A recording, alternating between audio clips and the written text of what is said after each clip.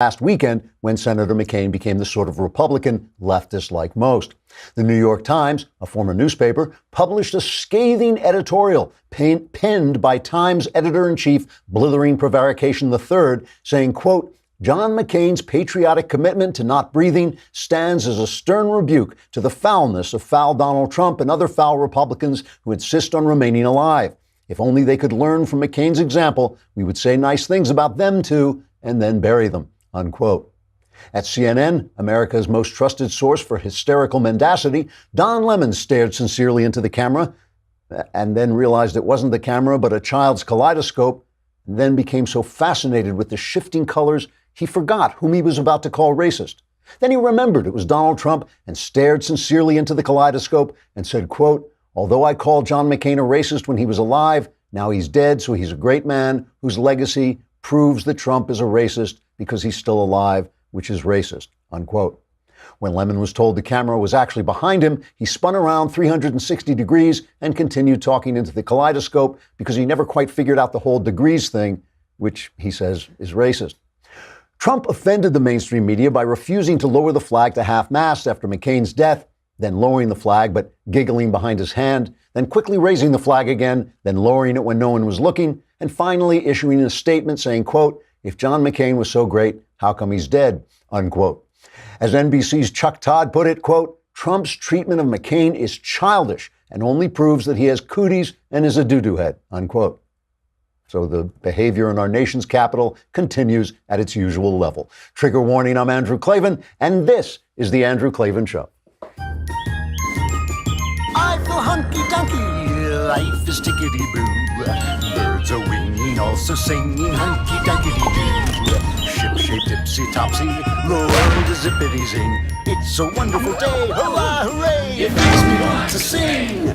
Oh, hurrah, hooray! Oh, hooray, hurrah! All right, the last mailbag day of the summer. So now is your chance. Mike, please stop. I can't stop. Remember that guy who wrote in? Were you here when that guy wrote in and said every time he hears this, he's driving in his truck listening to the podcast and he veers off the road, you know? I just like playing it for that reason. All right, that last mailbag day of the summer, we will solve all your problems. The answers are guaranteed 100% correct. The rest of the summer will be great and even into the fall. You know, over the weekend, I think I mentioned this already, I saw The Meg, and I hate to say this because I'm a big Jason Statham fan. I think he's a really terrific action star. But this picture, it's so bad, and it's funded by the Chinese, so everything in it is like it's like they're talking English like it's your second language, even the people who are English. They're like talking very slowly and delivering the joke. And every scene, it's about a gigantic shark, right? And every scene is right out of Jaws. And all I could think was, what a great movie Jaws was. And if you want to learn the story behind Jaws, you can listen to Inside Jaws from Wondery Podcasting. This is a new Wondery podcast. This is a new podcast that's got an incredible story to tell. You're going to love it. It's called Inside Jaws, and it's written and hosted by Mark Ramsey, the man behind Inside Psycho and Inside The Exorcist. Inside Jaws takes you on an immersive journey through the making of 1975's pulse-pounding hit film, the first ever summer blockbuster. You'll follow one of the most prolific filmmakers in history, Steven Spielberg, for the making of his first 8mm Western as a young Boy Scout to the rocky production and groundbreaking release of a movie that changed the film industry forever. This is a tale of guts and glory. You don't want to miss it. Listen today by subscribing to Inside Jaws on Apple Podcasts or heading to Wondery.fm/Inside Jaws. Or you can listen to the first 4 episodes ad-free by signing up for Wondery Plus at Wondery.com/plus. That's WONDERY.com/PLUS. Go subscribe to Inside Jaws today. It's a great story, by the way, the way Jaws was made. It really was. They really made it, you know, on the fly. And of course, it worked out. It was one of the great shows. Not quite as awful as The Meg, but it really was terrific. All right. You know, Monday, we started out this week, we were talking about kind of being in social media hell because Senator McCain died and there was a shooting in Florida. And just, I couldn't help but notice how the social media just goes through the same thing again and again. And I said, the reason I think that we keep getting in the same arguments without ever moving off the dime is because we're not really arguing about what we're actually arguing about, which is freedom, which is about liberty. One side of us believes in the founders' vision of liberty. We believe the country was built for the express purpose of protecting our liberty, that the Constitution is there for that reason, that the whole machinery, this whole, I call it a Rube Goldberg machine of all these different parts kind of in battle with each other, the states against the feds, the Congress against the executive, the judiciary against the Congress, all these things, these balances of power in this machine were built to preserve your liberty, to keep the government so busy fighting each other that they're not coming after us and hampering our rights and taking our rights away. As I'm watching the news now, I'm just thinking, like, not only are we not arguing about what we're arguing about, but there's no such thing as a news story anymore. The story is not the story. The story is always the agenda. You know, if you go back into the 40s and 50s, you'll listen to liberals, and they've been talking about this now for, 50 years, 60 years, talking about the Red Scare. Go on Google and Google movies about the Red Scare or movies about the Blacklist, okay? And you'll get movie after movie. The Front, you'll get Good Night and Good Luck, Guilty by Suspicion, Chaplin. All these pictures, all these films are about the following thing. There were spies, Soviet spies, American Soviet spies in the State Department at a very high level. And Harry Truman got a lot of them out. But still, that when they were exposed, it was exactly the same as today. When Alger Hiss was exposed, the press was like, oh, this is a wonderful liberal upper class person. Why would if you ever want to read a great life-changing book about this, read Witness by Whittaker Chambers. Whittaker Chambers was the kind of overweight, sloppy former Russian spy. I think was he gay? I don't know. I think he was married. I can't remember. But he was a sloppy, kind of not very classy former Russian spy who exposed Alger Hiss in the State Department, and the press jumped on Whittaker Chambers. Hiss was eventually convicted of perjury. It was a big deal. So there actually were Russian spies at the very top levels of American government. But then Joseph McCarthy took the fact that there was this threat of Soviet spies. These were people who believed that the Soviet Union was the future, that communism was the future, that this was going to solve all the problems that they had during the 30s with the Depression and all that. It was all going to change once the wonderful communist system came in and helped us all out. And so they became spies thinking that they were doing the right thing. Joseph McCarthy came along and he turned this into, as they always call it, a witch hunt. That doesn't mean there were no such thing as witches. There were communists at very high levels, but that doesn't mean McCarthy was a good guy. McCarthy was a demagogue. He played off people. People's fears. He played off the fact that everybody was afraid that the Russians were coming. And, what he would do is he would say he had evidence of, had names. He would wave a closed envelope, and he would say, I have evidence that there are these spies in the Army, in the State Department, here and there. But he never produced the evidence. In fact, we have a video of him. This is cut number 7. Play cut number 7, a video of Joseph McCarthy saying there's evidence and then coming up with nothing. The Russians offered help. The campaign accepted help. The Russians gave help, and the president made full use of that help. And that is pretty damning, whether it is proof beyond a reasonable doubt of conspiracy or not. Do you know of any instance where the Russians said, we're going to do it this way, we're going to do it through WikiLeaks, we're going to do it through DC Leaks, this is how we're going to get this information out there? I can't comment. That is an issue that we have been investigating, and I don't want to comment at this point or not what the state of that evidence is. Sorry, that wasn't Joseph McCarthy, that was Adam Schiff. But same difference. It's the same thing, right? They're just using the Russian scare to get people afraid and work their political will. And the story is not the story. The story is the agenda. That's what you're seeing. When you see the Russian collusion story, you're seeing an agenda. You're not seeing the real investigation into, Russian meddling, which I'm sure is going on.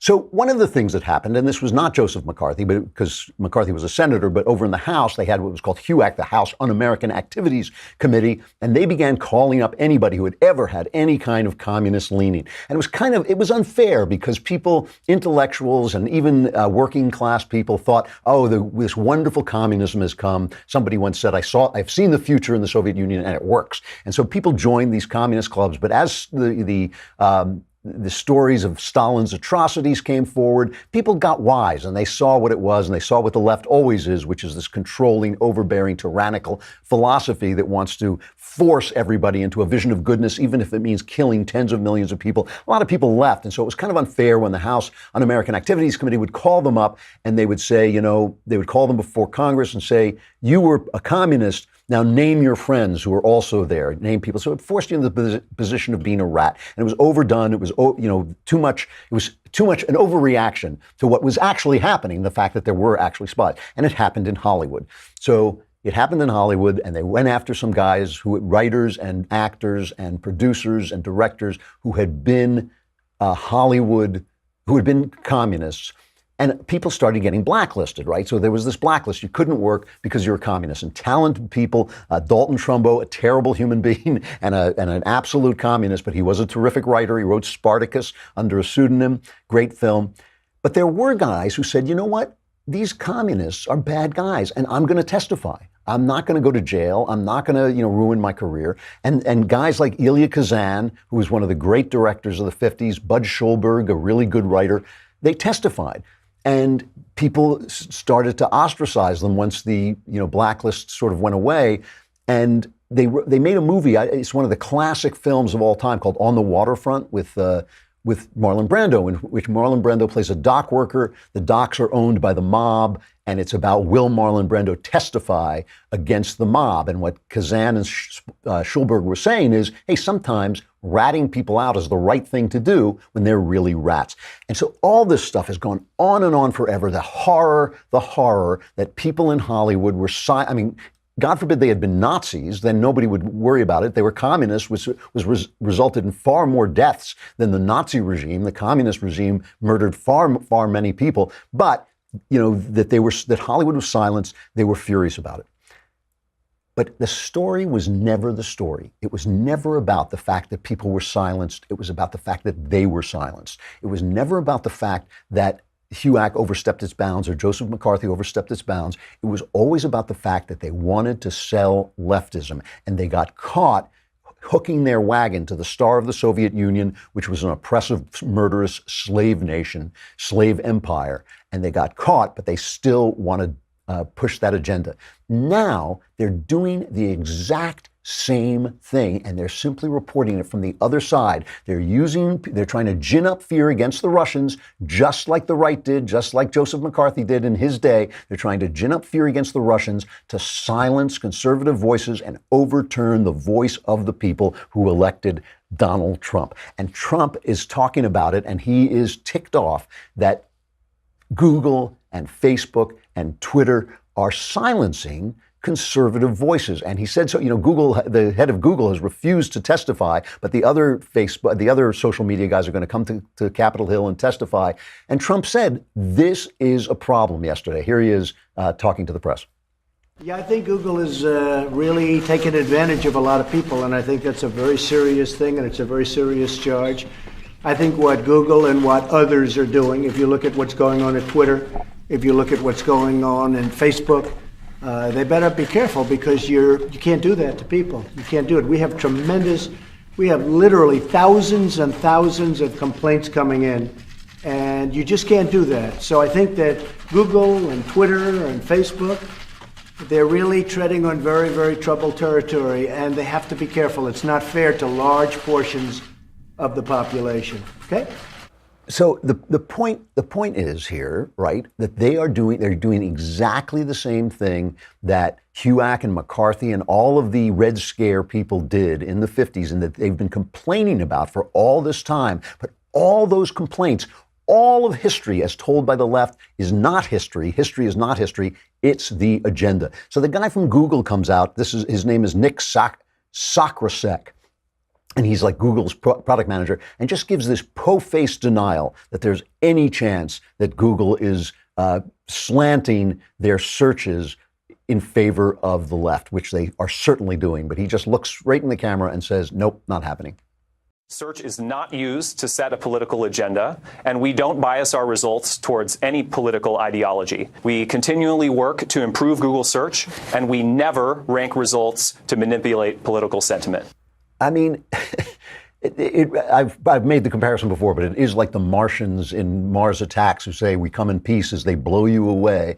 Of course they are. Now look, part of this is left-wing prejudice so baked into our communication society that they don't even see it. So, for instance, they're going to privilege mainstream outlets. They're going to privilege the New York Times. They're going to privilege the networks. They're going to privilege CNN, which they consider mainstream. Those are all far left. I mean, the New York Times, when I call it a former newspaper, I'm not kidding. It is a far left vehicle. It is a vehicle that promotes socialism. It's a vehicle that rewrites the communist atrocity, the atrocity of the Soviet Union almost daily. They try and sell you the idea that it was nowhere near as bad as you thought it was. And by the way, if you were reading the New York Times, where they buried the story of the starvation famines that Stalin purposely caused that killed something like 10 million Ukrainians, where they buried it in the New York Times, maybe you wouldn't have known it was as bad as it was, but these were people who signed on to communism, who never quite bought. They told you that it wasn't a communist who killed John F. Kennedy. They've been lying about it forever, and now they continue to lie about it. They're a left-wing newspaper. They used to be a newspaper that slanted left. Now they are a left-wing rag.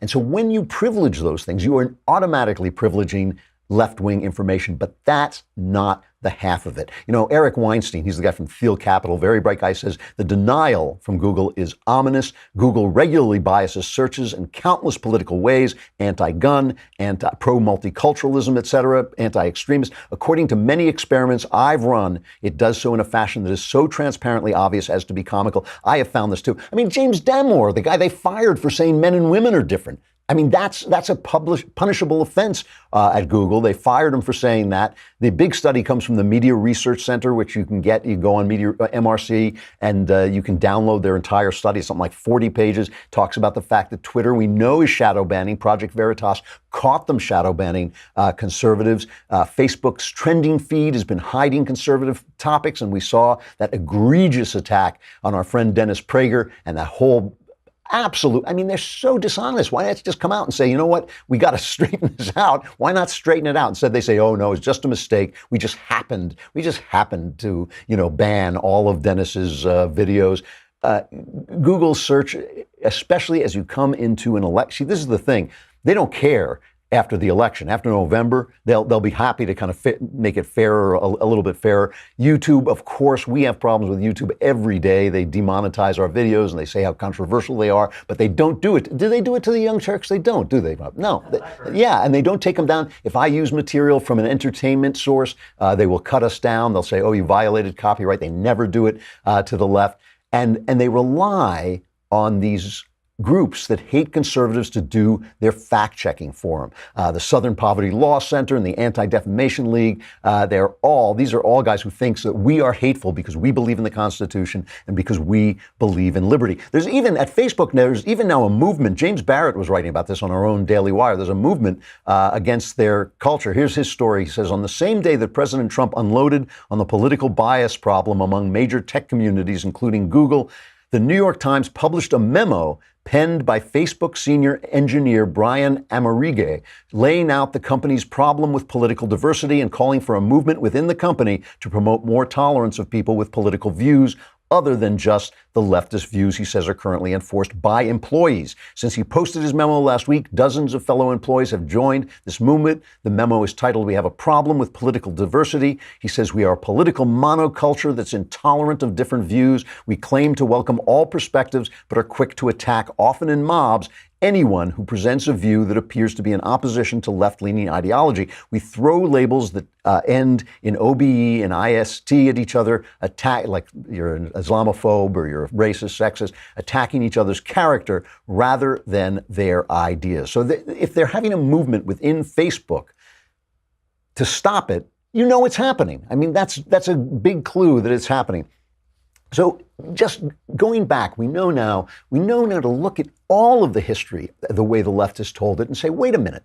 What was the real story? Doesn't mean the story is the opposite. It doesn't suddenly mean Joe McCarthy, who was a drunk and a demagogue, doesn't mean he was suddenly a good guy. It simply means that the Red Scare there wasn't a phobia. It wasn't a phobia. There were Reds in the State Department, and the left tried to cover it up. And some of the people who got caught up by HUAC and by McCarthy deserved it. Some of them were actual communists working in the government and in touch with Moscow and in touch with people who wanted to turn this into a communist government. Some of those people still, their descendants, their intellectual descendants, still working in both in the government and in the news departments and in the academy. And, every story is like this. I mean, it's all about what I was talking about on Monday. It's all about whether you believe in liberty or not, whether you're trying to get people so upset about some other story, whether you're trying to use the story so upset that they'll give up their guns, give up their constitutional rights, allow the Supreme Court to write law instead of the legislature, allow the president to use his pen and his phone, as Obama was fond of saying, to make law instead of the legislature. It's all about breaking that Rube Goldberg machine that protects your freedom. And everything they do is like Trump the other day is talking to Christian leaders. And there was a tape that was put out, and CNN and NBC both say they have heard this tape. And Trump is trying to get the Christian evangelicals behind him for these midterms that are coming up, because he's afraid that people will support him, but they won't get off their duffs and go to the election booth to vote for other Republicans. And he's saying, if you don't vote for Republicans, if I lose the Congress, if I lose the House, if I lose the Senate, we're going to lose my agenda as well. So he's trying to pump people up. And he says to them, this election is very much a referendum on not only me, it's a referendum on your religion, it's a referendum on free speech and the First Amendment, it's a referendum on so much. And he said it's not a question of like or dislike, whether you like or dislike the candidate, it's a question that the Democrats will overturn everything that we've done, and they will do it quickly and violently. And violently. There is violence. When you look at Antifa, these are violent people, okay?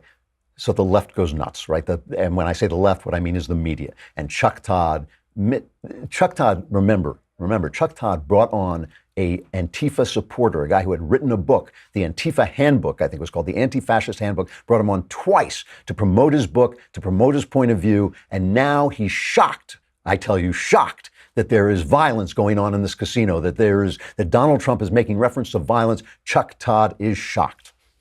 He's trafficking in this part of the Republican base. It's not fair to call it the Republican base, although that's what it is now. But I think, in fairness to you, Trump voters. The Trump voters, he's trafficking in their conspiracies. Yeah, and he touched Antifa, an issue in Portland, Oregon. Okay, I will grant you that, and in some places, but this is not a giant issue. This reminds me a lot of his initial reaction to Charlottesville. This desire to talk about violence on the left as somehow equal to or perhaps greater than violence on the right. Or to rationalize violence. Right. I think he just wants to rationalize violence. Yeah, that's it. Donald Trump is just rationalizing violence, but violence on it. It's not a big problem. It's not a big problem on the left. I mean, have you seen what happens on campuses when conservatives try to talk? Have you seen what happens where, all of these riots, even the riot in Charlottesville would not have happened if the left had just let like the 5 right-wingers who show up for this stuff, and I call them right-wingers, but they're not. They're the white supremacists, let's call them, the 5 or 10 or 20 white supremacists who call it. If they just let them go and laughed at them, none of this would happen. Antifa is the source of a lot of this violence, and a lot of this street violence is from the left. All those Seattle riots that take place, all those anarchists, those are leftists creating that violence. When you saw the way the Tea Party showed up and they had their meetings and they cleaned up after themselves, and then you saw the way Occupy showed up and they had rapes and they left filth all over the place, and yet the press said this is wonderful. And so the problem, what Chuck doesn't realize is the problem is not Antifa, the problem is him. The problem is him. The problem is mainstream guys in ties and jackets sitting on TV with the power of that camera in front of them saying, it's fine. It's fine. It's not the same. Here's Don Lemon. I got to say, the guy's a brick. Here's Don Lemon, a living brick, telling us that there's a big difference. This is cut number 2. Big difference between Antifa violence and other violence. It says it right in the name, Antifa, anti-fascism, which is what they were there fighting. Listen, there's, no organization is perfect. There was some violence. No one condones the violence, but there were different reasons for Antifa and for these neo-Nazis to be there. One, racist, fascists. The other group, fighting racist fascists. There's a distinction there. It really is as if a guy in a white sheet showed up and burned a cross on a black man's lawn and said, "I'm here because I'm anti-Klan." You know, what difference does it make what you call it? But, you know, people name things that, you know, the wrong things all the time. But for Don Lemon, boy, if you say you're anti-fascist, you know, and you put on a mask and hit somebody over the head, that's different violence. That's the problem. The problem is the condoning of violence from these guys, because the story is not the story. The story of Donald Trump saying, you know, there's a problem with violence on the left, that's not the story. The story is hiding the fact or rationalizing away the violence on the left because you are for the left. They're doing this on just about everything, but I have to just make one point. I got to stop because I want to get to the mailbag and I want there to be time, but I have to make one point that when you do this, when you don't ground yourself in the facts, and this goes for us too, I mean, this goes for the right too, if you don't ground yourself in the facts, if you don't ground yourself in values, I mean, I am going to go off on a little tangent here. This whole thing where everybody hates Jeff Sessions. Oh, what a terrible thing. Jeff Sessions recused himself. Jeff Sessions may have done the wrong thing. He may have mistaken the world as it now stands. I'll grant that. I don't know if that's true or not.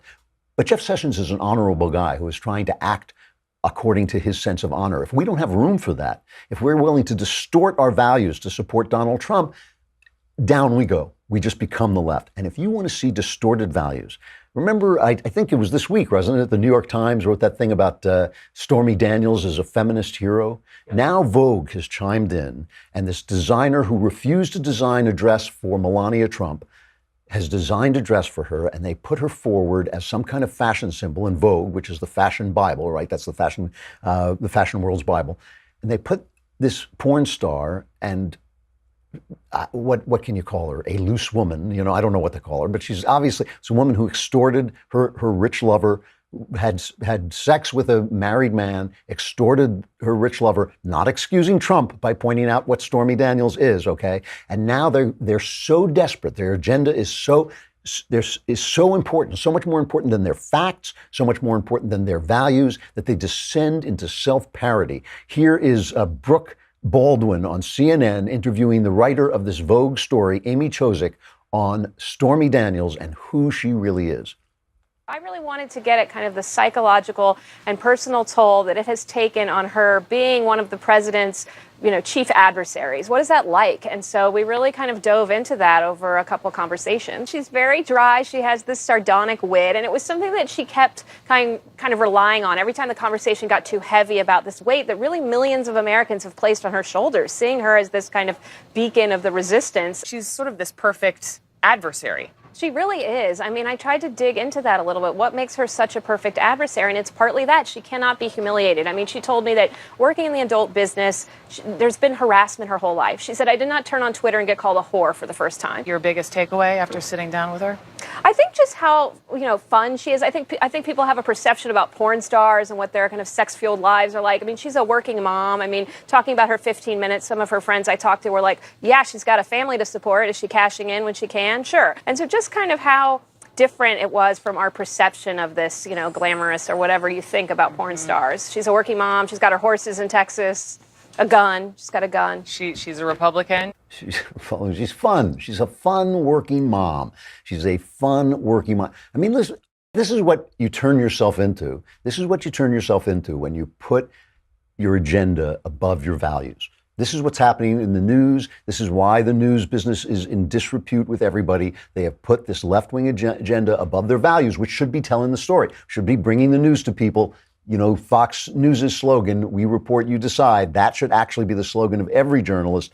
They are reporting the agenda, not the story. And I just play this.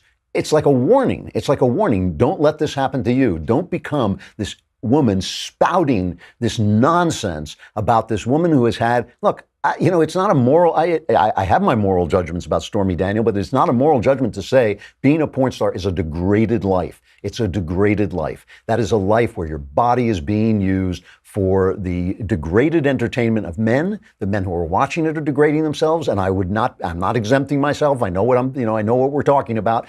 But still, to elevate this stuff because you're so desperate to get your hands on the throat of the president is just embarrassing. You've just turned yourself into an embarrassment. And that's why, you know, down deep, when the story is not the story, you become this vehicle of absolute nonsense. You become a vehicle of absolute stupidity and twisted values. Just tell the truth. It will set you free. All right, we got the mailbag coming up. I got to say goodbye to Facebook and YouTube, but if only you would come to thedailywire.com and subscribe for a lousy $10 a month or a lousy $100 for the entire year, you could be in the mailbag now saying, please let me out of the mailbag, please, please. And then you could ask questions and I would answer them all. Come on over for the mailbag.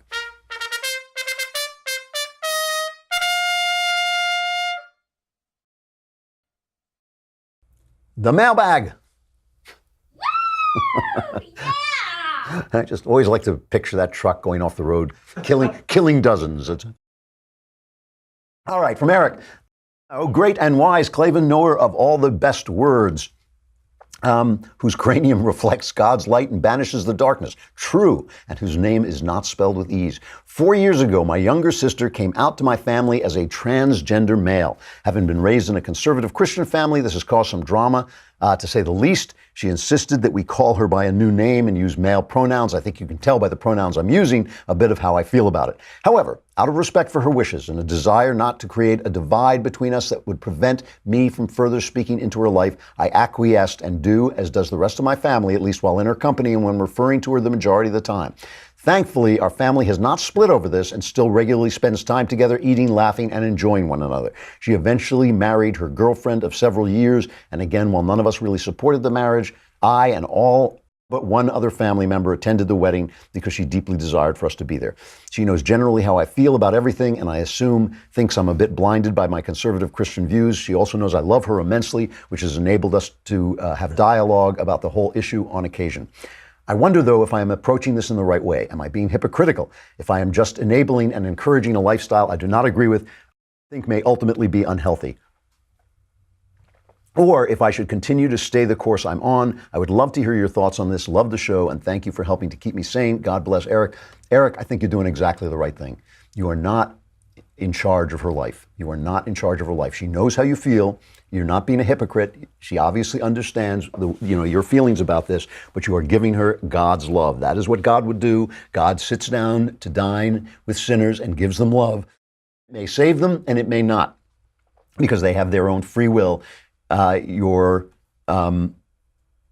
sister has her own free will. She is living, a life that you disapprove of. It may be she's in so much pain with who she is that it's the only life that will give her relief. I don't know. I'm not speaking for her or against her. I'm just saying that you're doing the right thing. Give her the love.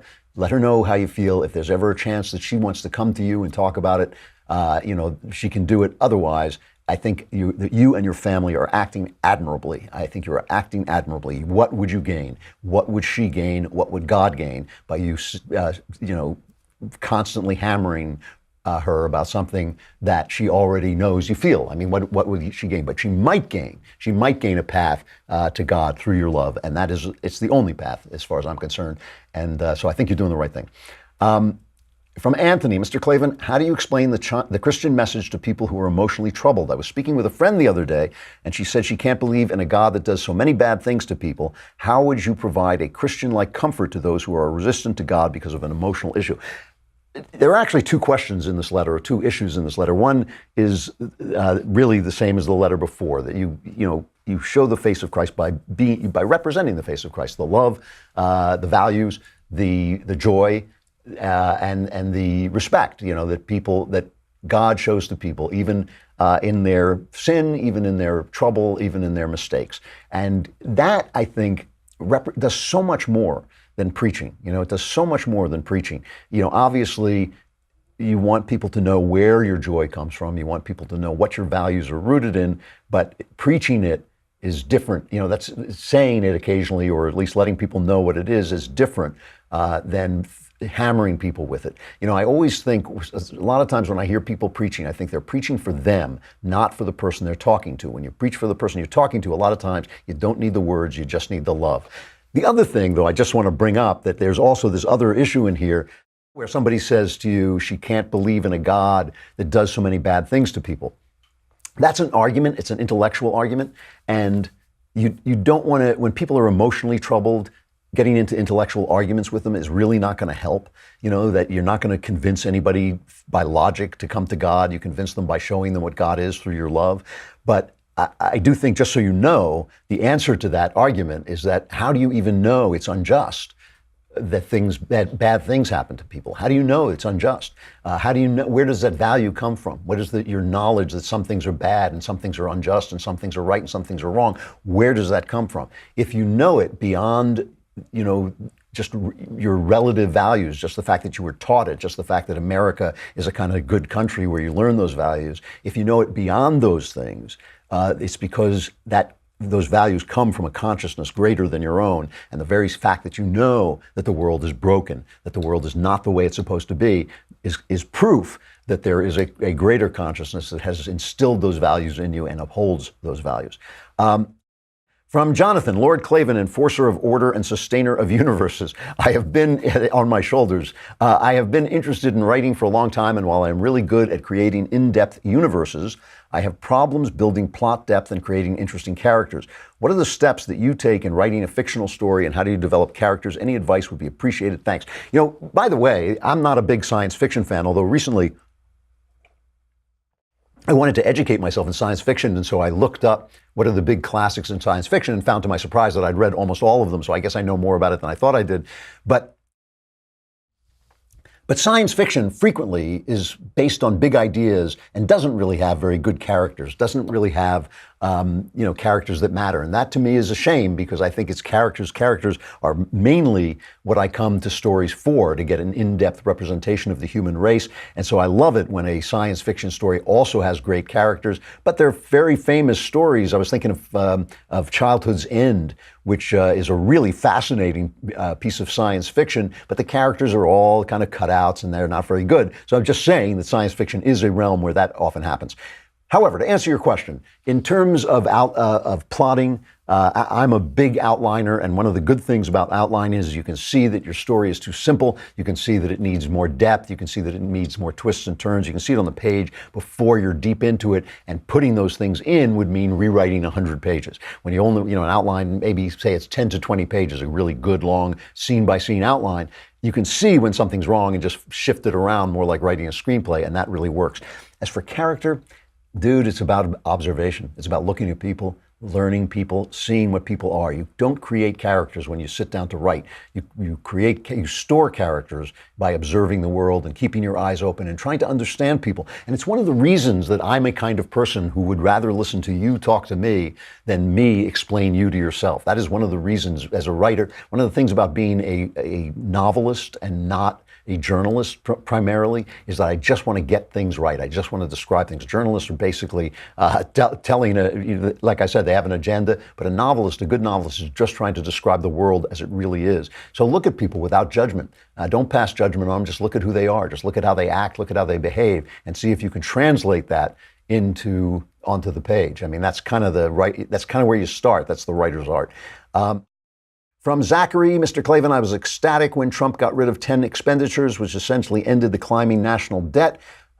Later, he gave in to a demand for a spending bill that has not only granted more spending, but a spending that is greater than the horrific Obama administration. Will the debt ever be addressed? And that is a really good question. I think it is a crisis question. It's the unspoken crisis. It's the thing that Paul Ryan is retiring without having addressed, the thing he wanted to address, the thing he tried to get people involved in, so they would start to dial back entitlements and advance Social Security, so you collected it a little later, and that would help the debt. The problem is the structure of electoral politics favors stupid spending. So, for instance, one of our big problems in California is unpaid pensions, right? We haven't got unfunded pensions. Why does that happen? Well, the police or the firemen come to the mayor and they say, we want a raise. And the mayor says, look at my budget. I don't have any money in the budget. I can't give you a raise. And they say, well, give us higher pensions. And the mayor thinks to himself, the pensions don't kick in for 10 years. I'll be out of office. What's the diff, right? So he does it. He's not responsible for it. When the bill comes due, he'll be in Florida on the beach, and when California collapses, and when some governor has to go to the police and the fire department and the municipal workers and say, hey, guess what? We can't pay your pensions. We don't have the money. We would have to tax everybody to death to pay off your pensions. That guy is not the guy who made the concession in the negotiations. Same thing is true on the federal level. So easy for these people on the left to say, oh, free this and free that. And I always say, the word free has no meaning. There's maybe the stars and the moon belong to everyone. The best things in life are free. But when you're talking about the labor of others, it all costs money. When they say free healthcare, that word means nothing. When they say free education, nothing. When you hear somebody say free, what you should translate that into is, I am standing before you talking nonsense, so you will vote for me. But the thing is, when you vote for that guy and the bill finally comes due, he's not going to be there anymore. Then they say to you, oh, we just have to raise taxes on the rich. We just raise taxes on the rich. And then when all the jobs leave and the economy collapses and the spirit goes out of the country, they're gone. It's already over. So the structure is built to encourage stupid spending. It takes somebody with moral courage like Paul Ryan to come out and say, we got to address this.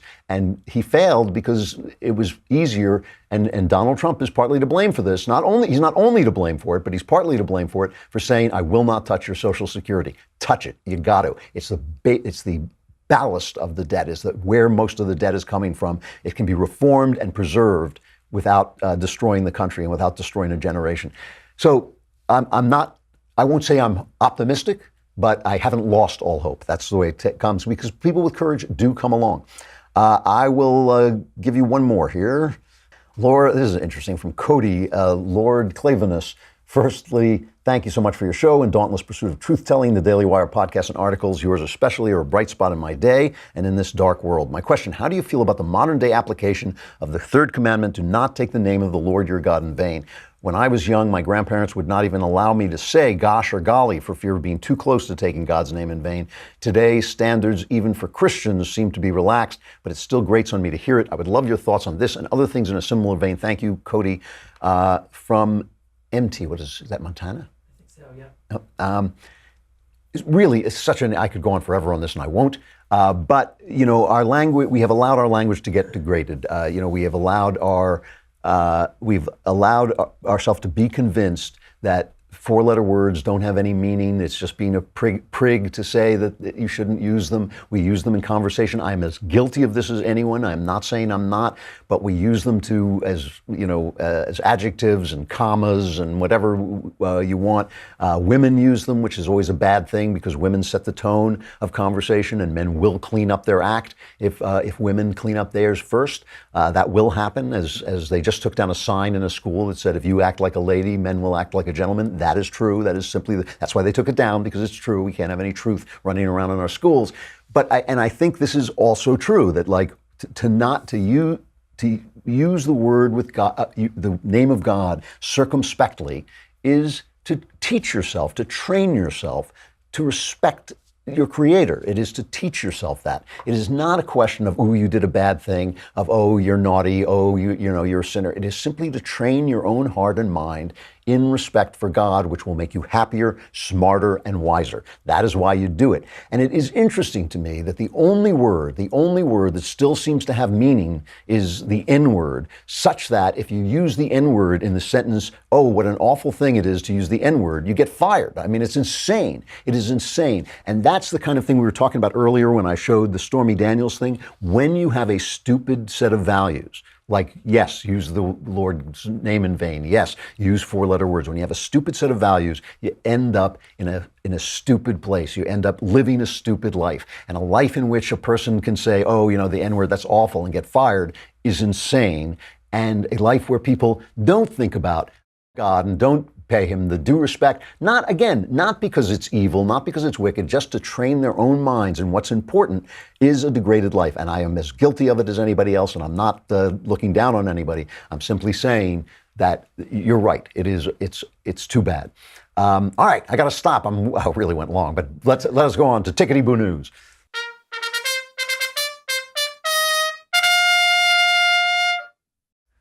I will make this quick. We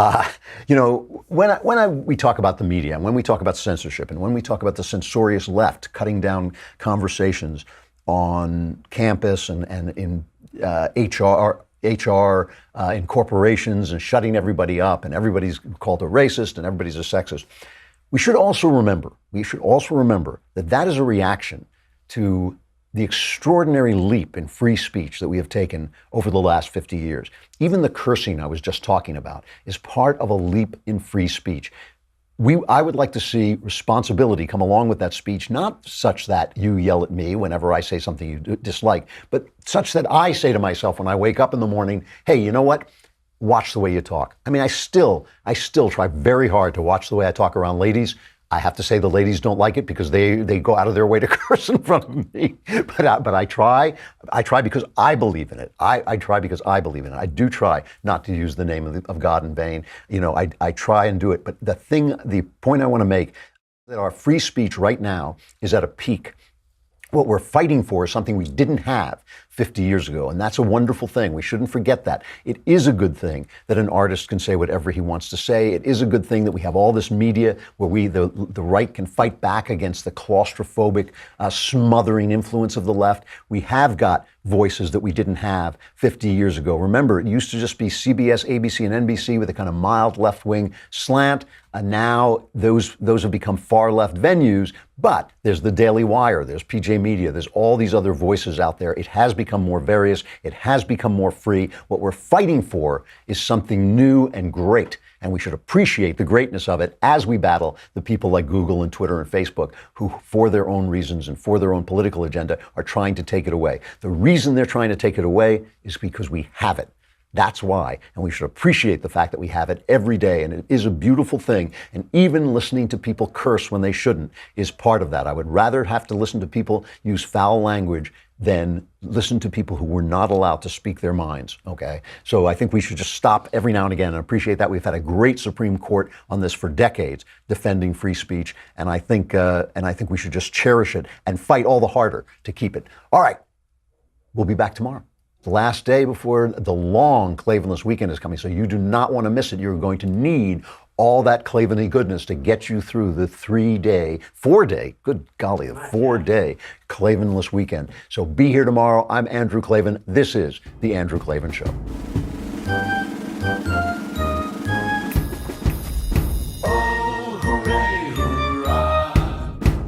The Andrew Klavan Show is produced by Robert Sterling. Executive producer, Jeremy Boring. Senior producer, Jonathan Hay. Our supervising producer is Mathis Glover. Technical producer, Austin Stevens. Edited by Alex Zingaro. Audio is mixed by Mike Cormina. Hair and makeup is by Jesua Alvera. And our animations are by Cynthia Angulo and Jacob Jackson.